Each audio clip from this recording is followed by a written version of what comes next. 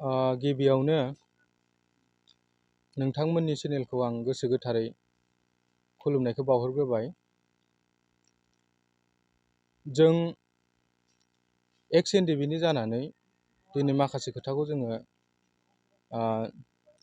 जिल्लानि आं भद्र स्वर्गियारि एक्स एनडिएफबि वेलफेयार क'अर्डिनेशन कमिटिनि आं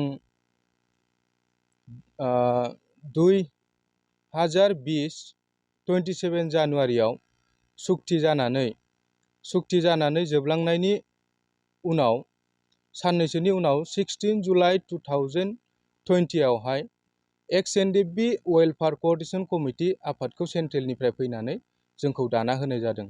आं भद्र स्वर्गियारि एक्स एनडिएफबि वेलफेयार क'अर्डिनेशन कमिटिनि आं सासे आफादगिरि। जोंहा दिनै जिल्लायाव एक्स एनडिएफबि वेलफेयार क'अर्डिनेशन कमिटिया दिनै 3 बोसोर बारलांबाय। माखासे जोंनि रिहाबिलिटेसननि खोथा, माखासे जोंनि मार्टियार्सनि खोथा, माखासे जोंनि थालांनाय भेरिफिकेसन आरो मुंख्लंफोरनि बिभिन्न खामानिखौ जोङो 3 बोसोराव माखासे जोङो गोजौआवहाय सेन्ट्रेल लेभेलाव जोङो हैदोंमोन, सावरायग्रा सारनियाव ओमफ्राय फेरेंगा सारनियावहाय। जोङो जोंनि एज केडार हिसाबै जोङो 154 केडार्सखौ जोङो भेरिफिकेसन जेनेबा जों मोननो हादोंमोन 2020 आवहाय। 2020 आव जोङो जोंनि भेरिफिकेसनखौ मोननो हानानै जोङो दाख्लैबावैसो दा पुलिस डिपार्टमेन्टनि 2% आवहाय दा एलिजिबिलिटि क्राइटेरियानि दा सार्टिफिकेटखौ होदों। बेयावहाय जोंनि धेमाजि जिल्ला हिसाबै जों मोननो हायैनि खारनखौ जों फंनैसो बुंनो होननानै जोङो आवगायबोदों। दा जोंजों लोगोसे दङ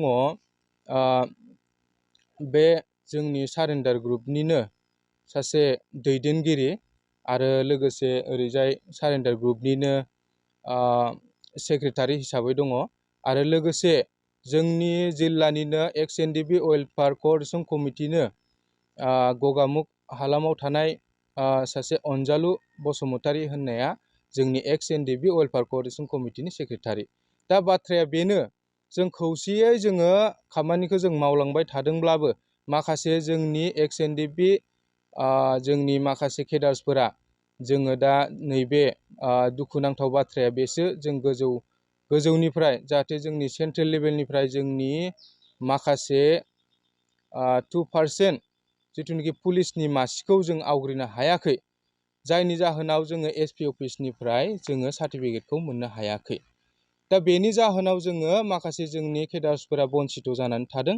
दा बै बन्सित जानानै थानायनि खारनाव जोङो दुखु फोरमायनो गोनां बाथ्राया बेसो, जाहाथे जोङो बेखौसो खावलायहरगोन, जोङो जिल्लानि जानानै बा जोंनि एक्स एनडिएफबि वेलफेयार क'अर्डिनेशन कमिटिया दासिमबो जोङो गोदोसोनानै थानाय बायदि जों मिडिया प्रसारबो जों खालामाखै। नाथाय दिनै जोङो बुंनो गोनां जादों सारमोनखौ, नाथाय सारमोना दुखु मोननो नाङा। जोङो सेन्ट्रेल लेभेलनि सारमोनखौ जाहाथे जोंनि जिल्लायावहाय जोंनि माखासे रिहाबिलिटेसन मोननो गोनां आरो लोगोसे मार्टियार्सफोरनि थैनायफोरनि मुंख्लंफोरनि रिहाबिलिटेसन मोननो गोनां आरो लोगोसे जोंनि थांना थानो गोनां माखासे एक्स एनडिएफबिफोरनो रिहाबिलिटेसन होनानै जाहाथे सारमोना जोंनि डिआइजि अफिसनिफ्राय सारमोना माखासे खामानिखौ जोंनि जिल्लायावबो मावनानै हरनांगौ। मानो होनोब्ला जोंनि मेगनजों नुनाय हिसाबै जोङो क'क्राझाराव जोंनि लोगोसेनो थाबोनाय, जों लोगोसे जोङो बेटस गोनां हिसाबै जों बेटसबो मोननाय हिसाबै जोंबो जोङो जिल्लायावहाय एस ग्रुप हिसाबै जों मोननो लुबैदोंमोन, बा जोंनि एक्स एनडिएफबि जोंनि जेसेबां जिल्लायाव थानाय गासै एक्स एनडिएफबिआबो मोननो लुबैदोंमोन मोन्थायखौ, नाथाय जों मोननो हायाखै। मोनफ्रोम जोंनि माखासे खामानियाव जोङो बन्सित जानानै थानाय खारनावनो जों दुखु फोरमायनो गोनां जादों। जाहाथे जोंनि खामानिफोरखौ सारमोना मोजाङै बिजिरलायनानै जाहाथे जोंखौबो राहा लामाखौ खालामनानै होयो, बेखौसो जोङो सारमोनखौ खावलायहरगोन।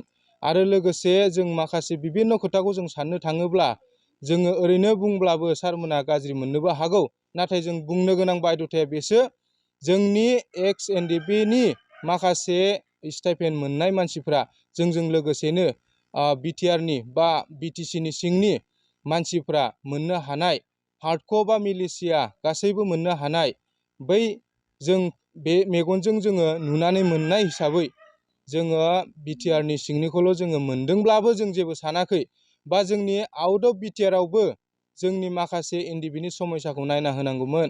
सारमोना जाहाथे जोंखौ माइगाब जुजाय खालामालासिनो जोंनि माखासे बिभिन्न खामानि थालांनायखौ जाहाथे जोंनि आउट अफ BTC हिसाबै नेवसियालासिनो सारमोना जाहाथे मावना होलाङो बेखौसो आर'ज गाबगोन सारमोननियावहाय।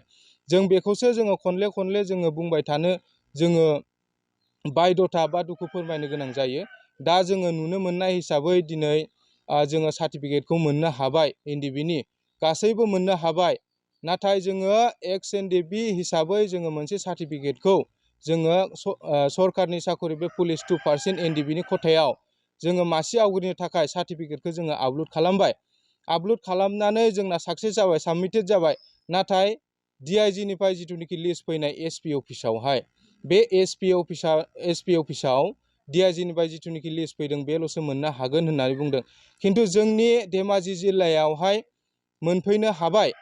दा लिस्ट हिसाबै माखासे जोंनि P ग्रुपनि फैदों, RD ग्रुपनि फैदों, S ग्रुप होनोबा स्टाइपेन्ड मोननाय सासे फैदों हिन्जावसा ममिता बर' होननाय। आरो लोगोसेयै माखासे P ग्रुपनि स्टाइपेन्ड मोनिफोरा मोननाय जादों। बेखौ जोङो दुखु जों खालामाखै, जेबो नेवसियाखै। नाथाय बुंनो गोनां बाथ्राया बेसो, जोंबो मोननो लुबैयो जायफोर स्टाइपेन्ड मोनाब्लाबो मोननो हाथों, जोंनि बर' फिसायानो मोनथों बेखौ जों हास्थायो। नाथाय जोंबो स्टाइपेन्ड मोनिफ्राबो जाहाथे DIGनिफ्राय सारमोना लिस्टखौ साबमिट खालामनानै जाहाथे बयबो मोननो हायो। साफ्रोम NDBआनो सिन जानानै थाबाय। जोङो गासै जोंनि जिल्लानिफ्राय लानानै बा BTCनि सिंनि बा आउट अफ BTCनि गासै NDBफोरानो दिनै थांनानै डिग्रियाव ट्रेनिं लाना बुजानानै माखासे खस्थ' खैफोद मोनबोनाय, बेच मोनबोनाय बे हिसाबै जाहाथे एस ग्रुप हिसाबै बेच थानाय हिसाबै बयबो जोङो बन्सिथ' जायालासिनो जाहाथे मोननो गोनां मोन्थायखौ मोनो। सारमोनखौ आं बेखौसो खावलायो। जोंनि जिल्लायावहाय दुखु गोनां बाथ्राया बेसो, बा मोनफ्रोम जिल्लायावनो आउट अफ BTCआव जादोंबो जानो हागौ। खायफा दुधनियाव मोनदों एसे, खायफा सनितपुराव मोनदों एसे, माखासे मानसिफोरा मोननो हादों। नाथाय बयबो समान बेले बेजे सारमोना सानालासिनो बयखौबो समान मेगन नोजोरजों नायोब्ला जोंनि गोसोआबो गोजोन मोनगोन। सारमोनखौ जोङो जोबोद जोंनि एक्स NDBनि धेमाजि जिल्लानिफ्रायबो आउट अफ BTCनिफ्रायबो गोबां जोंनि आउट अफ BTCआव थानाय जोंनि एक्स NDBफोरनिफ्राय सारमोना जाहाथे जोंनिफ्राय गोसो गोथारै साबायखरखौ मोनगोन। नोंसोरनिनो जोङो सासे केडार हिसाबै जोंखौ जाहाथे नेवसियालासिनो खामानिखौ मावनानै होयोब्ला जोङो रोजा रोजा साबायखर बावहरगोन सारमोनखौ। जोंनि बे बुंनाय थांखिया बेसो, दुखु फोरमायनाय थांखिया बेसो। जोङो गासैनि जाहाथे खामानिखौ सारमोना मावनानै होयो। आरो जुदि मावनानै होआ अब्ला जोंनाव रोजा रोजा जों थैजासिम जों दुखु थागोन। आरो बाथ्राया बे फैबावदों, जोङो दा NDB हिसाबै जोङो माखासे खामानियाव जोङो ओरैबो जाया ओरैबो जाया जानानै दङ। माबोरै होनोब्ला जोङो दिनै पासपर्ट जों जुदि दिहुननो थाङोब्ला, दिनै अनलाइन जुदि जों खालामनो थाङोब्ला, अब्ला अनलाइन खालामखांनानै जोङो गुवाहाटियावहाय सेबा केन्द्रआव थांनानै जों प्रसेसखौ ट्रेनिं होनानै जुदि लाबोयोब्ला अब्ला SP अफिसाव बुस्थुआ साबमिट जाफैनानै आख' लकेल थानायाव भेरिफिकेसन जायो। आख' SP अफिसाव थांफिननानै बे बुस्थुआ माने भेरिफिकेसन जानाय हिसाबै जों थांनानै सोङोब्ला मोननो हाबाय जे माने SP अफिसाव जोंनि पासपर्टआ पेन्डिं जादों। मानि थाखाय जादों SI नाव सोंबाय। अब्ला सारमोना जोंखौ बुङो नोंसोर NDBनि थाखाय नोंसोरो पासपर्टखौ मोननो हाया, बे बाथ्राखौ बुंदों। दिनै बुंनो थाङोब्ला जोङो आर्मस लाइसेन्स होनोब्ला जोङो NDB हिसाबै नोंसोरो दाख्लैबो आं SP सारनाव सोंबाय, सार जोंनो थांना थानो थाखाय जोंनो लागैले आर्मस लाइसेन्सखौनो होदो, जोंनो सिगनेसारखौ सारा होदो, जों गासै प्रसेसखौनो जोङो दिरुनजोबना डकुमेन्ट्सखौ जोङो सारनि आखायाव साबमिट होगोन हो होनना बुंबाय। नोंसोरो आर्मसखौ डिप'जिटसो होदों, नोंसोरनो आर्मस लाइसेन्सनि नोंसोरनाव मोन्थाय गैया होनना SPआ बुंदों। अब्ला जों ओरैबो जाया ओरैबो जाया। अब्ला लिस्ट फैयाबा जों जेबो जुदि मोन्थाय मोनाब्ला जों गेजेरावनो जानानै थागोन। बेखायनो जाहाथे जोङो सारमोना जुदि खामानिखौ मावना होआब्ला जाहाथे जोङो मोनसे इनडाइरेक्टलि सारमोना जोंखौ IGPनिफ्राय जाहाथे जेबो रेकर्ड गैया बा NDB नङा होननानै बुंनो थाखाय सारमोनखौ जों खावलायबाय। आरो लोगोसे जोंहा SP अफिसाव जोंनि गावनि जिल्लायावनो मोनसे प्रब्लेमा सोमजिबाय थायो, बेनि थाखाय जोंहा मोनसे हेडेक गोग्लैनानै थाबाय। बेनि थाखाय सारमोना जाहाथे जोङो मोननो हायोब्ला जोंनि गोसोआव मोजां मोनगोन। गोजोन्थों। आं बेखौसो बुंनो नागिरदों दिनैनि तारिखावहाय। दिनै जों सारेन्डार NDB हिसाबै माखासे जोंहा अनसुंथाइ मोननो थाखाय जों बहुद प्रसेस खालामो। नाथाय दिनैहाय बे प्रसेसा गोजौ लेभेलसिम मोनहैया।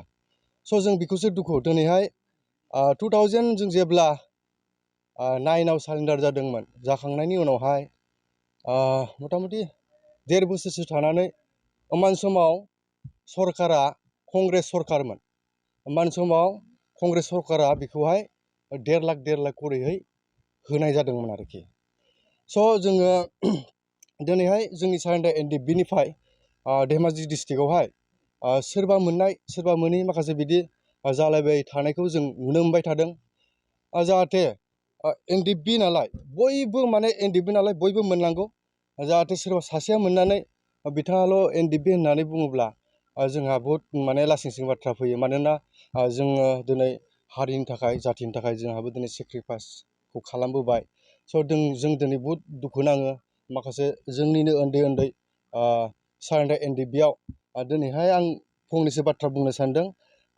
जिथुनिखि रिक्रुटमेन्ट जिथुनिखि पुलिसावहाय होनायनि मोनसे 2%नि खोथाखौ दिनैहाय एक्स NDFBआ मोनसे थांखि लादों नङा होनबा बा लाइजाम रानबाय दिनैहाय माखासे जेनेबा सार्टिफिकेट इसु खालामबाय दिनैहाय सारेन्डार NDFBनि थाखाय खथाया मा दङ नै जों बेखौहाय एसे सिन्था सरसा खालामबाय थादों मानोना दिनै अब्ला बै सारेन्डारा NDFB नङामोन नामा सेक्रिफाइस खालामबोआखैमोन नामा जाथिनि थाखाय स' आं नैखौसो बुंदों माने सर्टहै आरो जाहाथे बयबो मोनलायनांगौ बयबो माने लिडारफोरा नारसिनना होनांगौ दिनै आसाम गभर्नमेन्टआनो होन बा सेन्ट्रेल गभर्नमेन्टआनो होन जाहाथे नारसिनलायनानै जाहाथे जि मोननो गोनां रिहेबिलिटेसन अनसुंथाइ बेखौ नांनानै होयो आं बेखौनो खावलायहरो सारमोननिसिम जाहाथे गुरैयै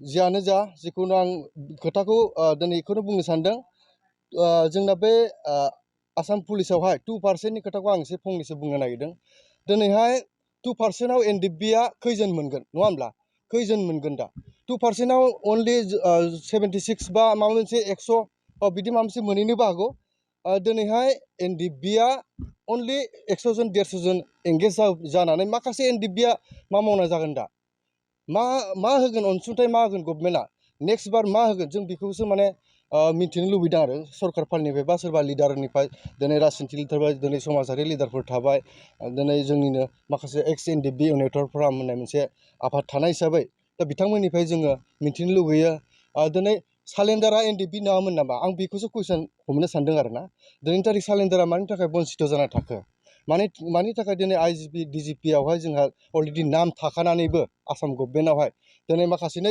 100 जननो होबाय दिनै 150 जना थालांबाय स' जों बिदिखौ नुबाय थानायखाय जों दा नै नोंथांमोननिसिम बे प्रेस मिटखौ हरनाय जादों जाहाथे माबाफोर बुंहरनायाव गेना गोरोन्थि जायोबा रायजोफोरनिफ्राय आं निमाखौ बिहरनाय थाबाय गोजोन्थों